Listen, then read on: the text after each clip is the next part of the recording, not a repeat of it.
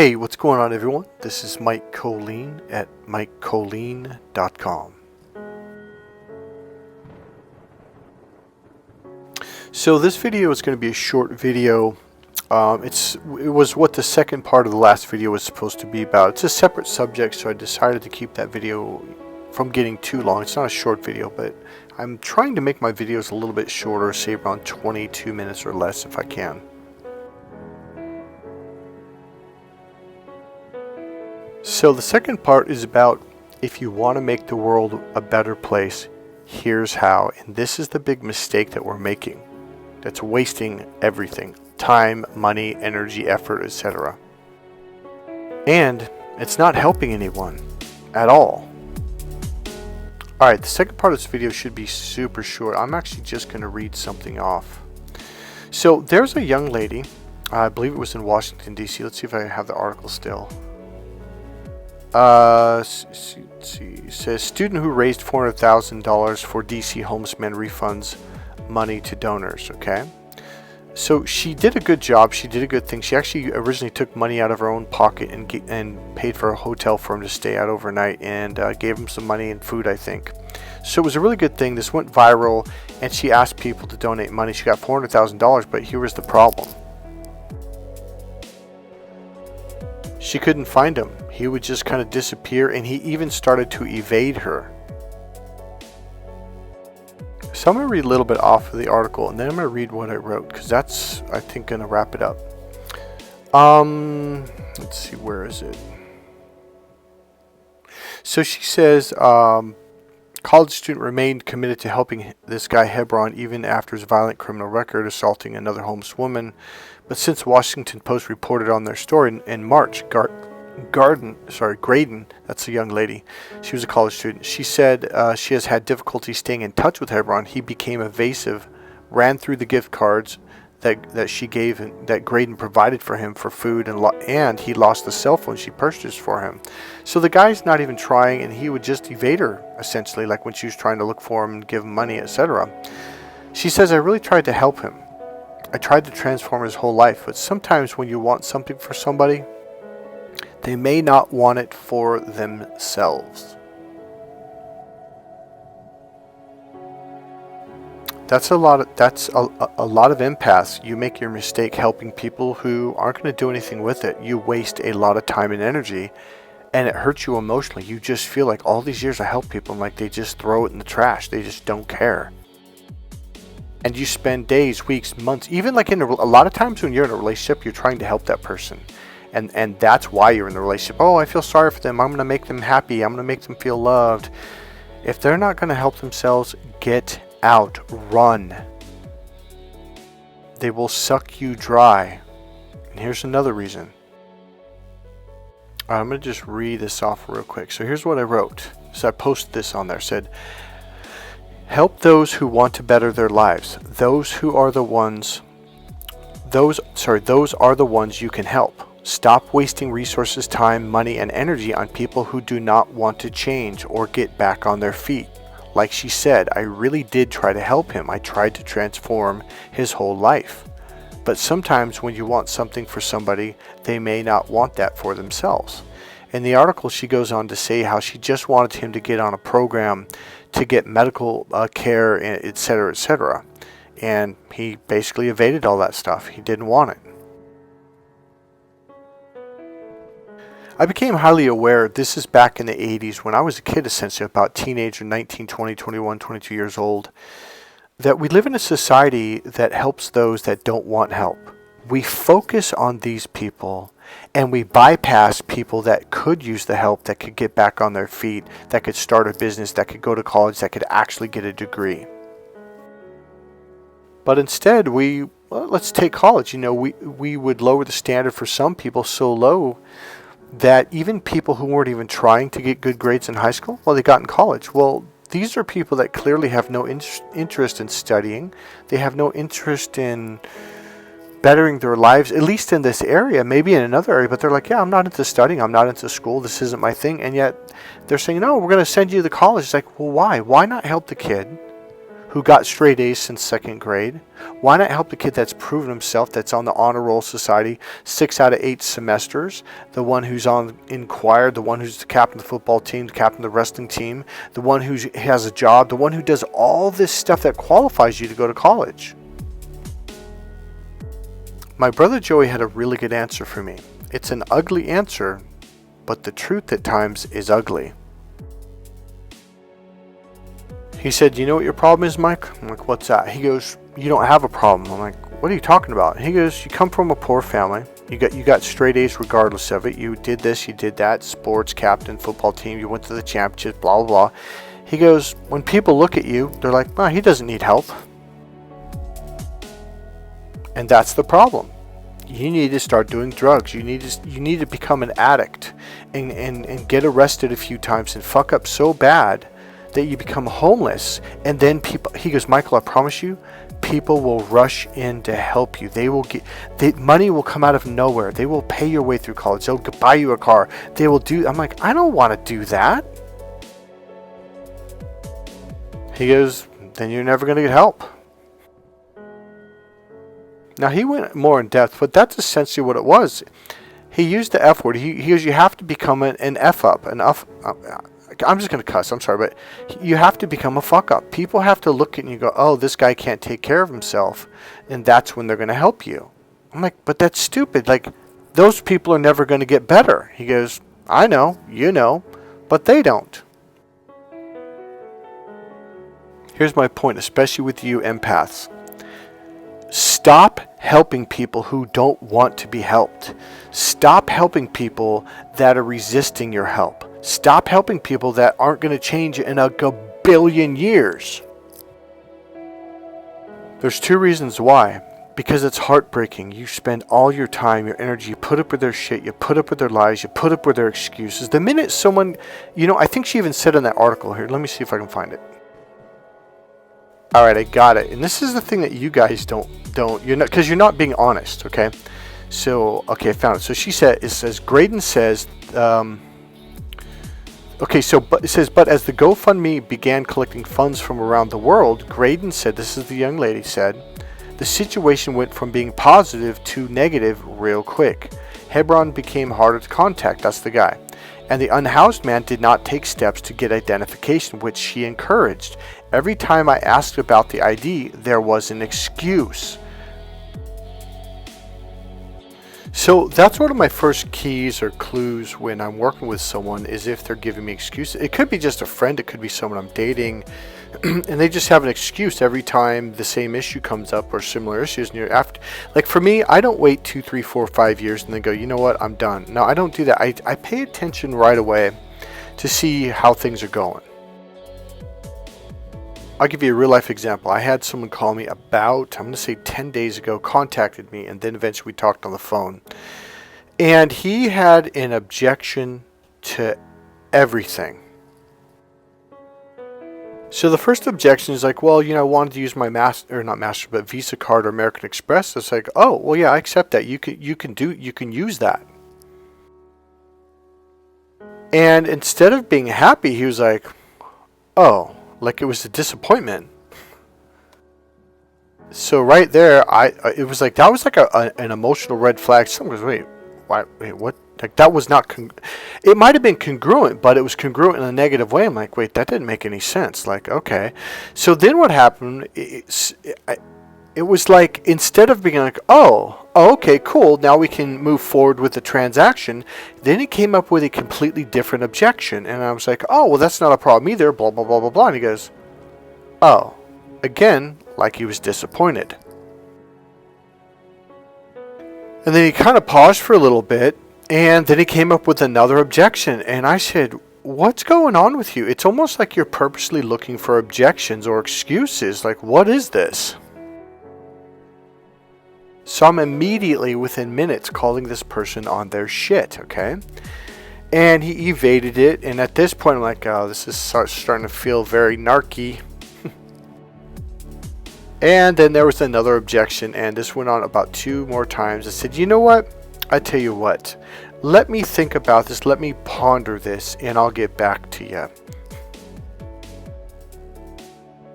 And I said, why don't you ponder this experience you just had with me and reflect on everything you just said to me?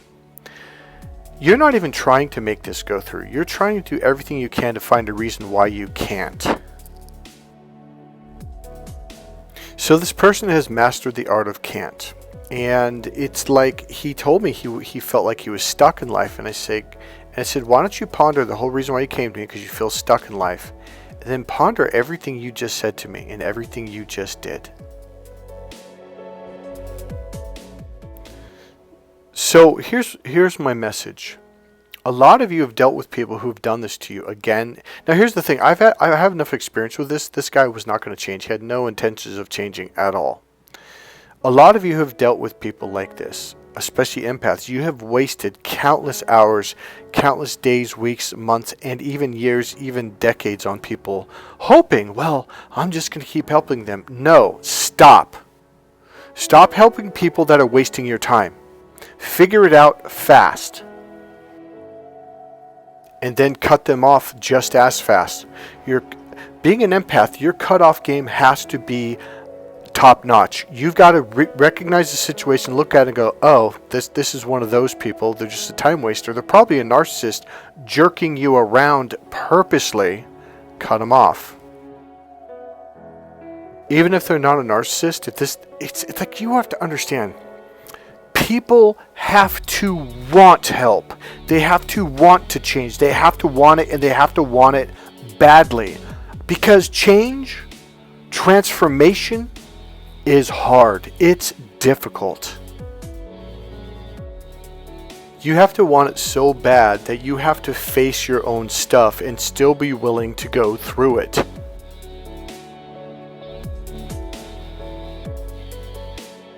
So if people are giving you excuses, they are literally telling you, no, I'm not going to do it. No, I don't want to do it. Excuses, objections, if it's legitimately like an objection, like, hey, can I use Visa, MasterCard or whatever? Yeah, no problem. Oh, okay, cool. And then it goes through, awesome. But if it's objection after objection after objection, or excuse after excuse after excuse, it's like, just be done with the person.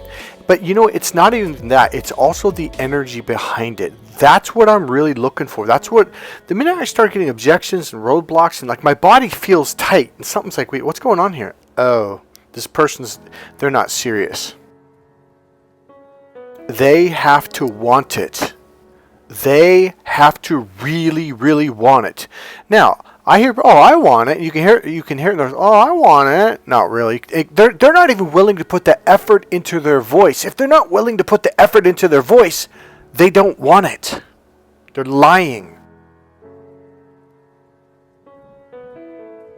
If they wanted it, they would get up at 5 o'clock in the morning and they would do 200 push-ups, 200 sit-ups, 200 crunches, and they would go run 5, 6, 7 miles. They would do it in the rain, the snow, the sleet, the hail, in 105 degrees. They would do it. No excuses.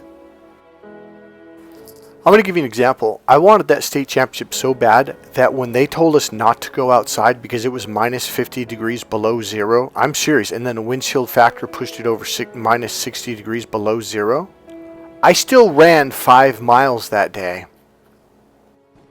Now, mind you, it was winter and there was snow everywhere, and nobody, because they said, do not go outside unless you have to go to the hospital. Other than that, do not go outside. And here I am, literally running in snow. That's probably about a foot, maybe 2 feet high. It was frozen. It was slippery. It wasn't the smoothest jog, so it took me a lot longer than I normally would have on a plowed road or on a road that was dry in the summer. I didn't miss a day, and it was freezing cold for about 2 weeks like that, like 25 below, 35, 50. It peaked at minus, I think it was just over 70. I think it was 71 degrees below zero. One day I was so sick, I had a temperature of 104.2.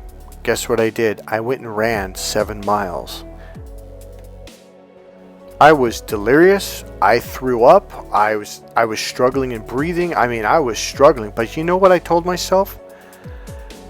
If I can train this hard and push myself this hard when I'm at my absolute worst, wait till I get to the ring. Because even if I have a cold, even if I have a temperature of 101, even if I throw up before the match, it's nothing compared to what I'm going through right now. And that means I can still perform at least at 80%, even when I'm sick. That's called wanting it.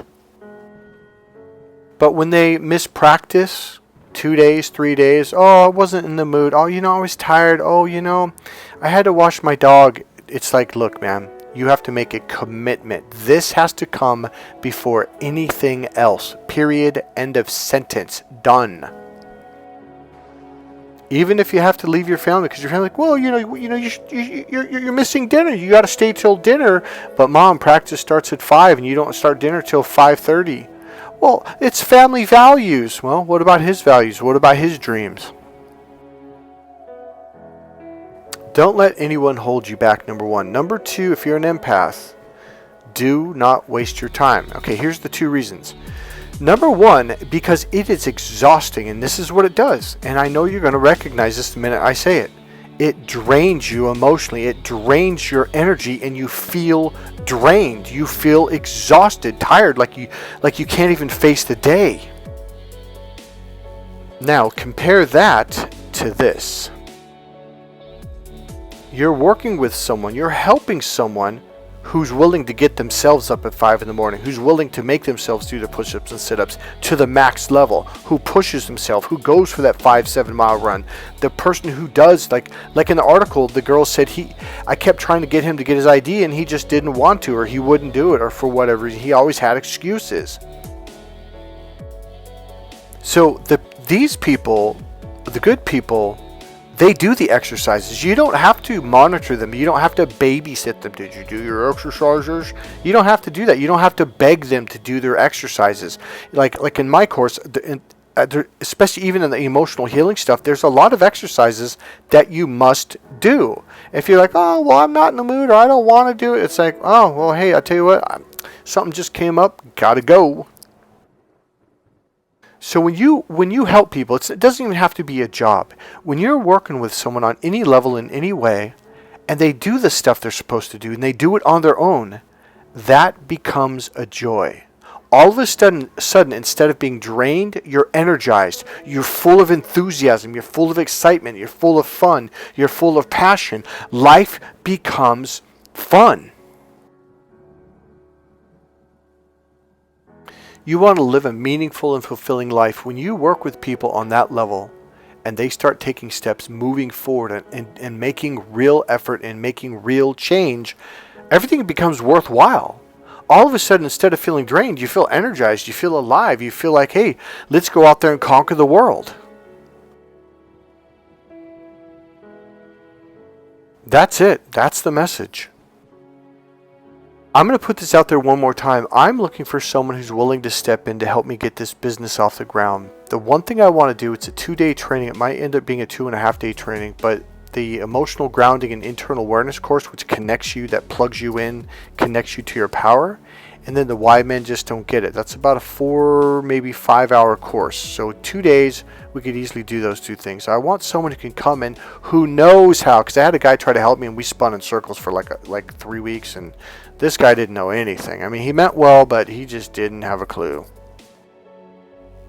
So one of my weakest areas is getting people to show up for seminars and workshops. If you think you can, not think, sorry, let me rephrase that. If you know how to do this and you can do better than me, if you can't do better than me, you're probably not someone I'm looking for, because I suck at it. I'm great at teaching, I'm great at healing, I'm great at motivating people, but marketing, social media, I'd say social media I'm about medium, average, maybe C+, B-, but that's not enough. So the intention is to get people to show up at a workshop, at a training. That's it. And I mean enough people. It's got to be at least 10 people or more. And the other intention right after that is to start doing this in major cities around the country. If you want to help someone who's helping himself, guess what? I'm that guy. And let's wrap it up with this. Remember, speak well of God. Tell people how you love God. If someone says, are you a God-fearing Christian? say, no, I love God. I love God with all my heart and all my soul. And watch them catch their breath, go, oh wait.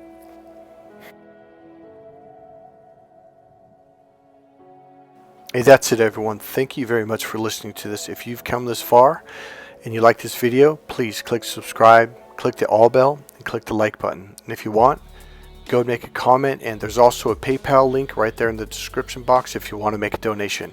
God bless you guys. I'll see you in the next video. Bye.